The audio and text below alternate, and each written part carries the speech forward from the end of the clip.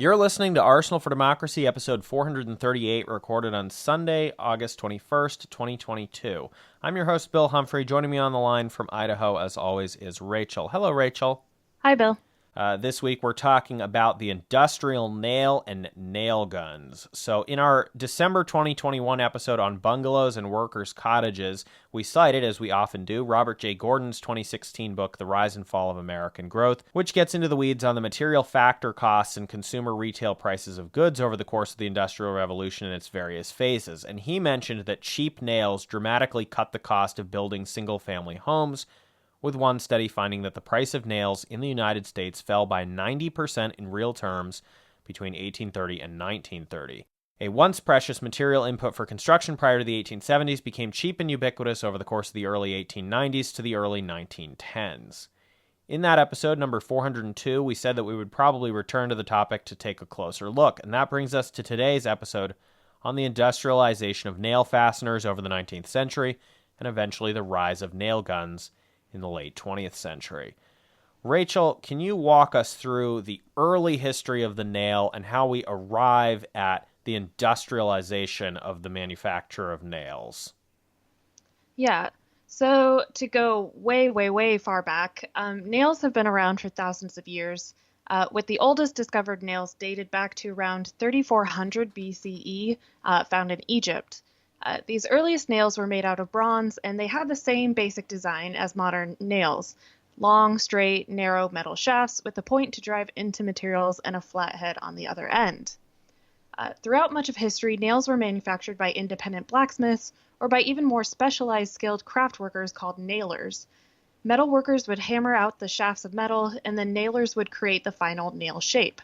This long, arduous process made nails relatively scarce and expensive compared to modern nails. Also heavy, which is Yes. important when it comes to transportation.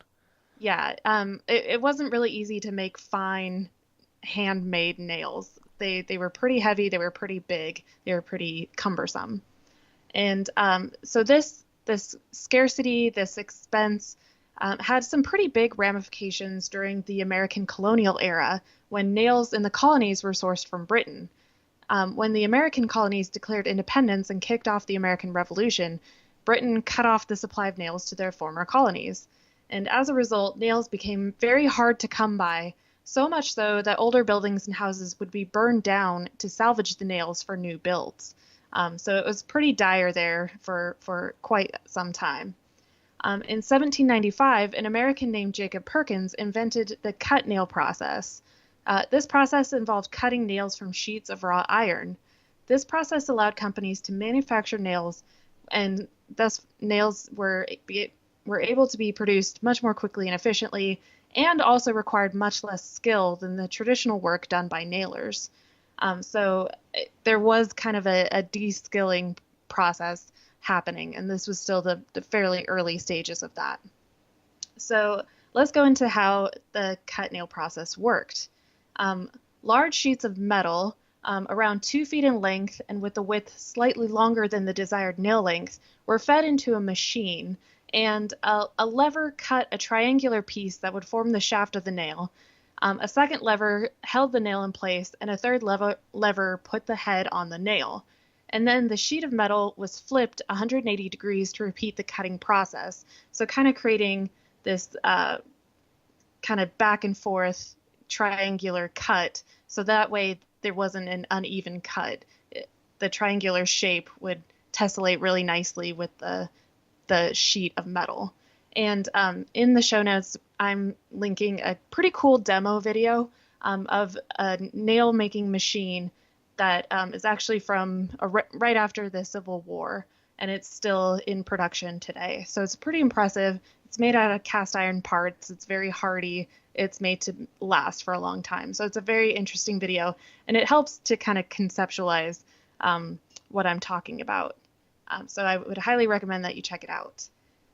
However, with this cut nail process, there's still a lot of human labor involved in feeding the strips into the machine. Since these sheets of metal are only around 2 feet in length, it gets cut into the nail pieces pretty quickly, and so you have to constantly be feeding the sheets of metal into the machine. So the next big innovation in nails and nail manufacture is the wire nail. So wire nails greatly reduce the human labor involved in nail manufacture. So giant coils of steel wire were cut down to the desired length and shaped by machine, with the only human interaction required was in setting up and turning on the machine.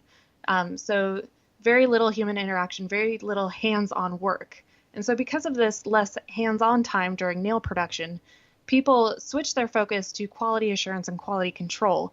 So they would look over the finished product, which just basically got dumped into big troughs. And so they had to like look through the finished nails and make sure that they met specifications. And they also had to inspect the cutting blades of the machines and make sure they were sharp, made sure they were still cutting well. So the focus definitely became much more into quality assurance, quality control, rather than that hands-on crafting of the nail. So the nails produced from this wire nail cutting process are a lot smaller than cut nails and have weaker holding power, but wire nails came around when thinner timbers were starting to be used in construction and other forms of fastening were available if stronger fastening was needed.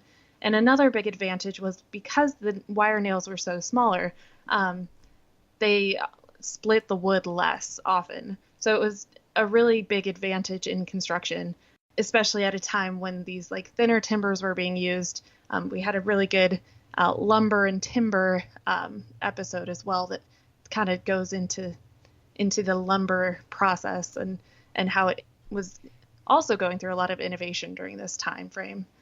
So all these things came together to really speed up the construction process. Now, can you explain what is the wire aspect of it? Yeah, so at this time, well, actually, during the cut nail process, a lot of the nails were made out of iron, and around the time of the wire nail, steel was coming into prominence as a material in construction. So steel is a lot softer. It's more malleable. It can be molded. It can be drawn into a wire, and that's when this wire nail process came into play. So I found a nationalparks.gov article that kind of talked about the history of the nail and also went into the process of the wire nail production. I'm quoting from that. With the rapid development of the Bessemer process for producing inexpensive soft steel during the 1880s, however, the popularity of using iron for nail making quickly waned. By 1886, 10% of the nails produced in the United States were made of soft steel wire. Within 6 years, more steel wire nails were being produced than iron cut nails. By 1913, 90% were wired nails. Cut nails are still made today, however, with that Type B method that I described earlier.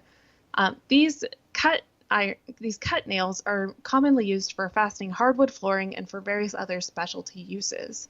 So there was a big wave of the soft steel wire nail revolution, and it just kind of took over very quickly and became the most popular type of nail in production. All right. So with these wire nails, you can very efficiently just sort of chop, chop, chop a section of wire and you get a nail instead of having to cut it out of a sheet to a pattern and get the right shape and everything. You just cut a section, put on a head, make sure that the other end is sized correctly, and then you're done, and you get various thicknesses based on the thickness of the wire. We're going to come back in a moment to talk about the production of wire itself. But there's some interesting things that result from changes in nails, not only the construction impacts that we've talked about, but from a modern standpoint, we now have a significant amount of archaeological information derived just from nails alone. And this brings us to the topic of dating old buildings based on nail era. Now, this has been something that's been going on for quite some time. There's actually a National Park Service document from 1968 titled Nail Chronology as an Aid to Dating Old Buildings. And I'll link to that for listener reference in the notes at arsenalfordemocracy.com, as always in a PDF. But that kind of stuff has been superseded by further research from the archaeology and historians community. So for that, we'll turn to an article published back in 2002 in Historical Archaeology by William Hampton Adams. The title of that paper is Machine Cut Nails and Wire Nails, American Production and Use for Dating 19th Century and Early 20th Century Sites. And as we go through this, It's going to also tell us a lot more about the transition from cut nails to wire nails and various innovations therein. The author notes that nails are among the most commonly occurring artifacts found at 19th and 20th century sites, and as such, nails are an important data source often overlooked by some historical archaeologists. Now, the abstract alone is pretty interesting, so I'll quote that in full before we get into some of the details of this paper. Quote, the commonly cited sources used by archaeologists for dating nails have been rendered outdated by later research. Machine-cut and headed nails date from 1815 onwards, while wire nails date from 1819 onward. Historical archaeologists need to, however, avoid the simplistic use of invention dates and patent dates and focus instead on the mass production dates. There can be a significant amount of time between an invention and its first production, and an even greater time until production figures are significantly high enough to affect the archaeological record. And I'll just pause there and note that that's been true for a lot of the topics that we've looked at, right? We looked at various chemicals that were invented in the mid-19th century, generally not receiving significant mass production for decades, if not half a century after they were invented for various reasons. So that's an important point, is that there's a big difference between when something is patented and when it actually starts to materially affect the real world in a significant way, and one that is visible in the archaeological record, among other historical aspects. Continuing in the abstract here. Usually wire nails are ascribed an 1850s beginning date, but that date is both too early and too late. While some wire nails were produced in 1819, no significant quantities were produced in the United States until the mid-1880s. Thus, we need to extend the manufacturing date back some 30 years with the caveat that the effective manufacturing date range begins in the 1880s. By examining production figures for wire nails, a model is generated for dating sites built of machine-cut nails. This model is then examined using data from dozens of sites in the USA and Canada. Just as important, the model provides clues to recycling activity and access to different manufacturing sources. End quote from the abstract. So a lot of interesting stuff that is covered in this paper, and although it heavily focuses on the U.S., there's also a lot of cross-comparison with Canada because a lot of Canada didn't have very good transportation infrastructure for a long time, so there were many places where the technology that was being widely adopted in the United States was not being generally used yet in those parts of Canada, or they were outright importing production, sometimes late, sometimes early, from Britain. So there were certain ways in which Canadian sites differed significantly, and that also provides a lot of interesting information for archaeologists. So the paper details that a lot of different aspects of a nail found at an archaeological site can help narrow down the potential range of years that nail was produced, and thus likely when it was used. Little changes in the production methods and styles affected the cross-section, grain, sides, burrs, neck, head, and end of nail. Another important detail noted in this paper is that the wire nail industry, as I alluded to earlier, depended on the rise of the wider wire industry, with things like telegraph lines and barbed wire contributing to that in the period of the 1850s to the 1870s. Quote, the rise of wire nails depended upon the broader technology of wire production. Once wire was made in quantity, then wire nails could become a common spin-off industry. The invention of barbed wire in 1873 and the production of wire nails probably accounted for the rapidity of the rise of wire itself. Wire had been made before steel became a mass-produced article, but the quantities had been small up to 1890. So while the development of a wire industry had to precede the mass production of the wire nail, in the end, the wire nail and barbed wire stimulated further usages of wire. This is a classic feedback loop in technological development between such seemingly unrelated industries as the cattle industry, the building industry, and the telecommunications industry, end quote. So I thought that was pretty interesting and something that I wouldn't have necessarily thought about immediately, but it makes sense once it's spelled out. So again, regarding the timeline, there's a lot of variation here, again, between patents versus mass production, adoption of these technologies, and so forth. French patents for wire nails date as far back as 1819, but that did not translate into mass production even in France until the 1840s. Mass production in Britain of wire nails began in the 1850s, and wide-scale mass production of wire nails in the U.S. began in the 1880s, although there were some imported production machines in the U.S. by the late 1870s. Quote, the earliest American-made wire nails were not used in building construction, being limited to use in making small items like cigar boxes and for packing crates made from soft woods, end quote. So that was interesting as well, and not something I would have thought about. We're obviously mostly focusing this episode on nails for use in construction projects, but they also did use it for assembling little boxes and nailing together shipping pallets and crates and things like that. Quoting again, not only from the article, but from a quote within that article, which is sourced and cited as well. Wire nails were replacing cut nails for two reasons: their different shape and their different material. They were widely criticized for their lack of holding power, but this was offset by their greater ability to penetrate wood without splitting it. They also weighed less than cut nails of equivalent length, which meant a larger number of nails in a pound and consequent lower freight charges. For these reasons, the production of cut nails reached a peak in 1886 and fell thereafter, and the production of wire rods for wire nails rose. End quote. Quoting again from the author of this paper, the transition from iron to steel happened in the mid-1880s. And then that author quotes another author. Steel was of increasing quality and cheapness. The price of steel nail plate probably fell below that of wrought iron plate soon after the price of steel rails passed that of iron rails, end quote. The 2002 paper, as I said, also argues for further regional analysis of the lag times in accessibility of mass-produced nails of various types, based on transportation difficulty and costs varying significantly in certain places depending on access to navigable rivers and railroads or relative isolation from the sites of the factories. A few weeks ago when I was in California, I went to the California State Railroad Museum, which I'd been to before, but they had renovated it a few years ago for the 150th anniversary of the Transcontinental Railroad being completed. And one interesting point that they made with that, and that is something that was completed at the end of the 1860s, was that almost all of the materials for the Transcontinental Railroad had to be imported into California because California at the time didn't have its own factories to produce those things.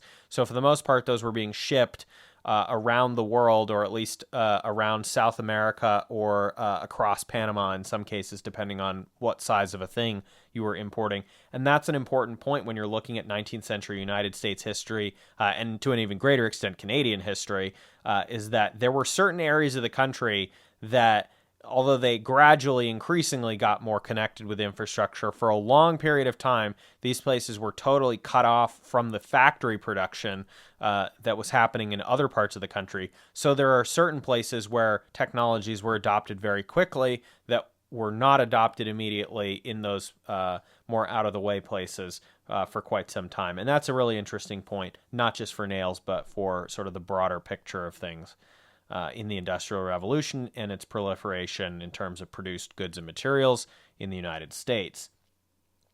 Most of the rest of the paper puts to the test the various claims about the ability to date building sites based on types of nails found at the site by looking at a number of specific archaeological sites and comparing nails found there to other sources of information. The author also strongly contends throughout this 2002 paper that nails are a better source of dating the construction of a site than other types of artifacts commonly found within a site, such as chinaware and glassware, because these often seem to have been made and owned for several years or even a decade and a half prior to the construction based on the date of nails. In other words, people usually weren't, it would seem, buying a whole new set of china and glasses to go with their brand new home. And that's also sort of an interesting thing for the archaeology of nails to inadvertently kind of reveal. Now, Rachel, you also read an academic paper on wire nails, and I was hoping you could talk a little bit more about that as well. Yeah, I read an article titled The Wire Nails Revolution, The History 1898 through 2000 by Jorgen Burkhardt at the Museum Vestfyd in Denmark. So he was mainly focused on wire nail production in Denmark, but there were some greater trends that transcended the country. And he also mentioned some statistics for the US. So quoting from that article, The first machine for wire nails in the United States was built in 1851, and wire nail machines mainly made the smaller sizes of nails up to the 1870s. Steel came to the production of cut nails. In 1884, they formed 5% of the cut nail production, but the share increased to 69% in 1889. The first steel wire nails were produced in 1875, but cut nails still dominated over wire nails, and in 1886 they had their production peak. First, in 1892, the production of wire nails exceeded the production of cut nails, but by 1920, cut nails still had 8% of the market. The dominating nail types have given archaeologists a tool to date old buildings, as Bill just mentioned, although the reuse of old nails in periods with several different types make the method unreliable. So I just want to kind of point out that there were like two major innovations happening. So there was the material transition from iron to steel, as well as this transition to from cut nails to wire nails. And they weren't happening exactly at the same time, but they were happening really close to the same time. So there were two major big transitions happening in the world of nail manufacture happening from the 1850s to I would say like the 1910s, 1920s. So, quoting again from the article, the wire nails had several advantages. The nails consisted of less metal, so customers got many more when they bought a kilogram of nails. A cautious estimate tells that on average, a kilogram of nails provided around 190 2-inch cut nails, but 300 wire nails. The thinner wire nails were easier to use and did not splinter wood so easy. At the same time, the price of steel declined. A study from the US shows a fall in the relative price of nails by a factor of about 15 times from the mid-1700s to about 1950. The declines were large enough to enable the development of other products. Apparently, the cheap nails gave low-income people in the US a possibility to build their own homes in the 1870s by using a form of construction called balloon framing instead of employing expensive professional builders and carpenters. And that's a topic that we have talked about previously as well. So the nail is really the linchpin, the fastener that is enabling all these other different innovations at the same time. Quoting again from the article, a general nail machine, as one from the German company Wafios, originally had an operating rate of 700 revolutions, or nails, per minute. Rebuilt machines could reach operating speeds of 900 revolutions when small nails were produced. More than 1,000 different types of nails and sizes are standard on the market now. More nails have been developed for special purposes made to customers' specifications. When new building materials become available, the manufacturers develop new types. For instance, hooks and roller shade wood roller pins. The fastening of gutters needs special design nails. Other heads are used for decorative effects. Many nails have a smooth shank, making them easiest to drive and offer the least pull-out resistance. Two-prong shanks make nails or fencing staples useful for attaching mesh fences to wooden posts and frames.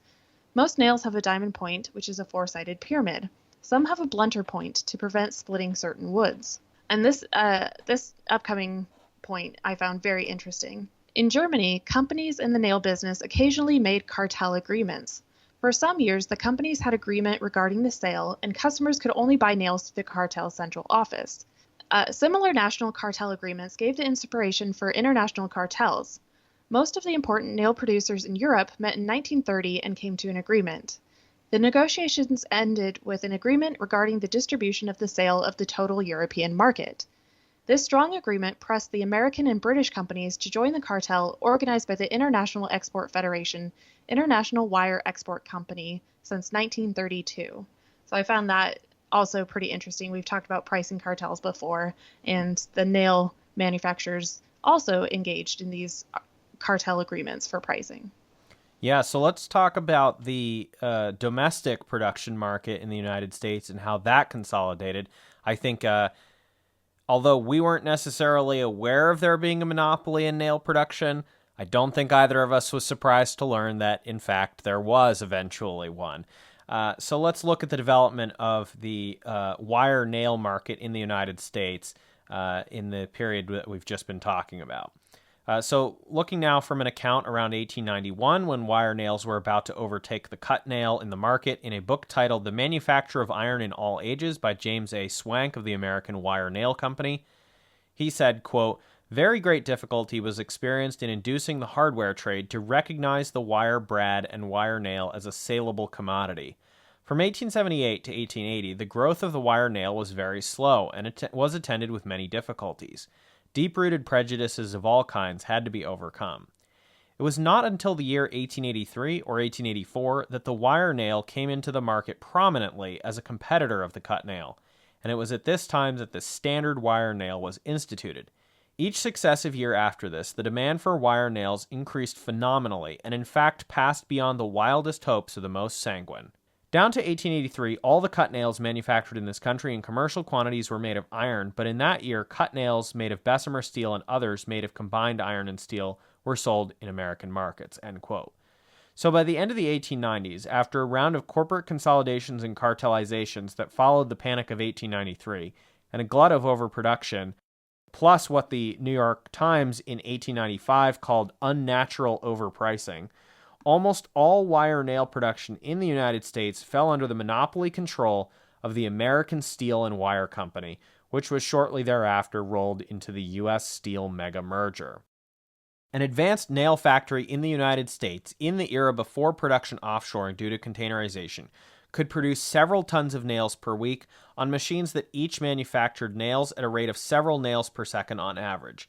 And so many nails would be produced that one factory might dominate the entire market for hundreds of miles, such as the Texas Nail and Wire Company in Galveston, Texas, where the closest competition was about 700 miles away in Birmingham, Alabama. So basically every hardware store, every construction worker, etc., is getting their nails within that radius of hundreds and hundreds of miles from this one factory at the Texas Nail and Wire Company in Galveston, Texas. And there's some interesting photos in some of the links that we've included as well. But now that we've crossed into the second half of the 20th century, we need to talk about the other big innovation in nailing-related technology, and that is the nail gun. Now, at the time of recording, there has recently been something that has put nail guns in the news. I'm sure that this will have passed into the distant, foggy memories that no one remembers this even happened, but it did certainly prompt us to look into finally doing an episode on this, although we had talked about nails, as I said, on the Bungalows episode. But it's time for us now to talk about nail guns. So something that I also didn't expect to find was yet another intersection between the civilian industry inventions and defense contracts. That's obviously something we've talked a lot about in the context of things like canned foods and air conditioning for ammunition production in World War I and things like that. So the nail gun was invented to help build the Spruce Goose prototype for Howard Hughes, more properly known as the Hughes H-4 Hercules cargo plane prototype. Its development at Hughes Aircraft during and after World War II was funded by tens of millions of dollars in federal defense contract money. Now, famously, this was built, and this was the joking, annoying name for it being the Spruce Goose, although it was not made of spruce, that this was mostly built out of wood, both to save on other important metal materials, but also to make it a very light aircraft relative to its size.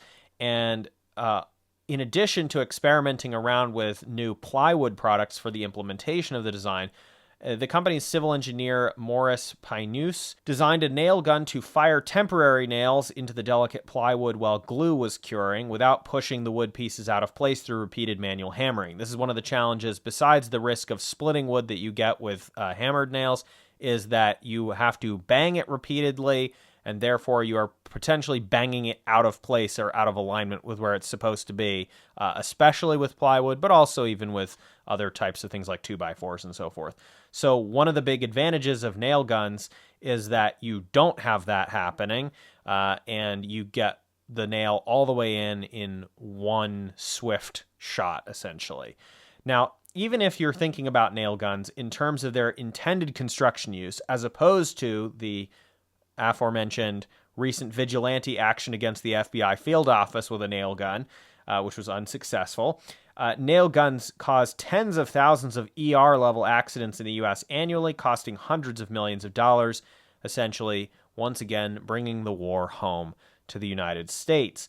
But on a more serious note, Rachel is going to walk us through how nail guns work, the potential risks associated with them, and how they came to prominence and prevalence in the construction industry, in the civilian, I should say, construction industry, beyond these defense contractor spaces that it originated in. So after the invention of the Spruce Goose prototype nail gun in 1944, various manufacturers scrambled to get a viable commercial nail gun to market. So this technology wasn't entirely new. This like air pneumatic force driving a fastener into a material already existed for air staplers or the staple gun.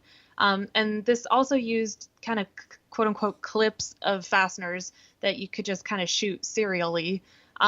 So the technology already existed, the concept already existed. So the main challenge with nail guns was reducing recoil while also producing enough power to drive the nail. Obviously, with staples, not a lot of force is needed, so there wouldn't be a lot of recoil created. So the first success was the pneumatic nailer. It's interestingly spelled. It's spelled kind of like new metal, N-U. And this was invented in the early 50s by Bill Burnison. Other big names in the 1950s through to the 1970s. So again, that big lag time between the patent and the actual technology being invented and that kind of wide-scale adoption, wide-scale commercialization. It was a few decades. So other big names in the nail gun industry were Powerline, Fast Nail, and Spot Nails. And Spot Nails pretty successfully solved the recoil problem actually by borrowing from the engineering principles used in ejection seats in fighter airplanes. So there was a similar kind of needle to thread. The seats had to generate enough power to clear the plane, but they also had to ensure the survival of the pilot. So there was that kind of fine line that they had to walk. So I thought that was pretty interesting that the civilian world and the defense contracting engineering world kind of borrowing from each other. So as I mentioned, the first commercial pneumatic nail guns became available in the 1950s. The earliest stand-up versions fired 40 to 60 nails per minute into subflooring. So these stand-up versions were stationary. They weren't kind of like the handheld nail gun that you kind of envision when you think of like construction work. These were stationary. They were kind of purpose-built to quickly put nails into a larger object. So another use was like building crates or pallets for shipping. The nail gun itself didn't need to move. It just needed to quickly assemble these crates, basically. The first handheld nail gun versions appeared in the 1960s.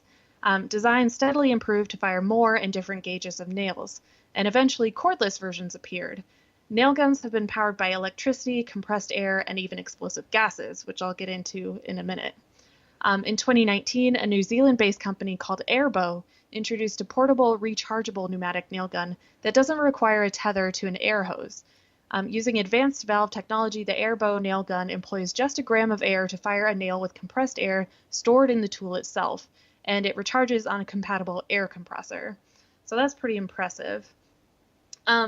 Also, another pretty big thing is just the fact that there's two different types of nail guns. So I guess a few years ago, CDC posted kind of a safety article about nail guns, and they cited a quote saying that nail guns shoot at about 140 feet per second.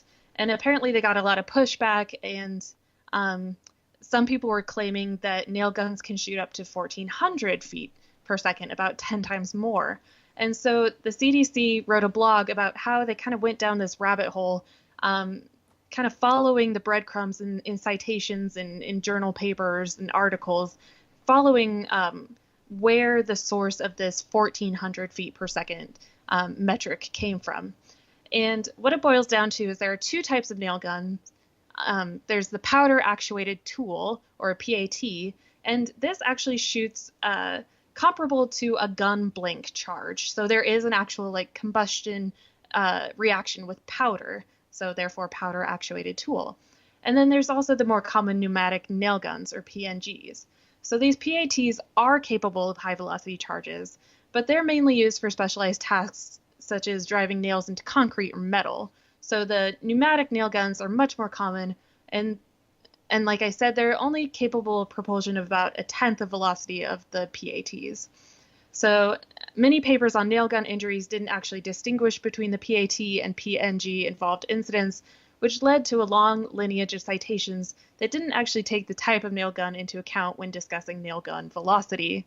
Um, all of this is to say PNGs are still very much capable of causing serious injury or death. It's just not quite at the same velocity and force as, say, like a gun blank level charge, like the powder actuated tools.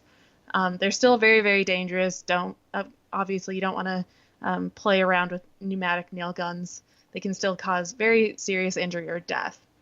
Um, Also, we found a 1998 article talking with Tom Silva from This Old House, and he talked about how he didn't adopt nail guns for home framing until well into the early 1970s. So again, there wasn't wide-scale adoption until kind of later in the game. So this was from a Tampa Bay.com article, pretty interesting. Quoting from that, freedom came to nail guns in 1986 when the Passload Corporation introduced nail gun that functioned without hose or compressor. The gun is powered by internal combustion, just like the granddaddy of all portable machinery, the gasoline engine. Pulling the Passload's trigger releases MAPP gas, or methylacetylene propadiene, from a disposable fuel cell cylinder and injects the gas into the combustion chamber. Simultaneously, a spark detonates a mix and plunges a piston against the nail head, driving it home in a lightning-quick stroke. So Passload makes its impulse gas-powered guns in two versions, a framing nailer and a smaller model for finish work. The smaller gun gets about 2,500 shots per $7 gas cylinder, the larger gun 1,200. And then this article was written in 1998, so take it with a grain of salt. Quoting, last year, Porter Cable began manufacturing gas nailers called BAMMers, a framer, two finish guns, and a crown stapler for assembling cabinets and holding insulation. All use MAPP gas in a cylinder similar to the Passloads, but they operate without fans, motors, or batteries. A pressure-sensitive piezoelectric crystal, similar to that in a gas barbecue grill, generates a spark. The air and fuel are mixed and exhausted as the tool is plunged, so cocking the gun requires 23 pounds of push. So those are just some of the fairly interesting technological upgrades. So it's kind of interesting how it went from compressed air attached to a hose to kind of this combustion gas event. And now, starting in 2019, we're kind of returning to a hoseless compressed air model. So it's kind of interesting how the technology evolved over the decades. Well, Rachel, that's going to bring us to the end of the episode, but do you have any closing thoughts today about nails or nail guns? I think we learned a lot while researching this episode, and it was pretty fascinating. I really was surprised to learn about the cartelization, the price fixing, basically. It's something that we've kind of seen in other industries, so it was pretty interesting to see it pop up in this industry as well. Yeah, I mean, so many themes recurring in this for something as relatively simple and straightforward as a nail. These same topics about industrial consolidation, cartel price fixing, the role of defense contractors in this civil industry space, and, just these broader trends around the other ancillary technologies that led to this technology, and then how this technology's changes led to significant changes in other parts of American life as well. So just a truly fascinating topic. And as always, arsenalfordemocracy.com, when the episode goes up, there will be a PDF with this episode that includes the citations to everything that we've linked. And as we said, there's a couple videos in there as well about the production of hand-cut nails and also the production of wire nails. Rachel, thanks for being on this week. Thanks for having me, as always.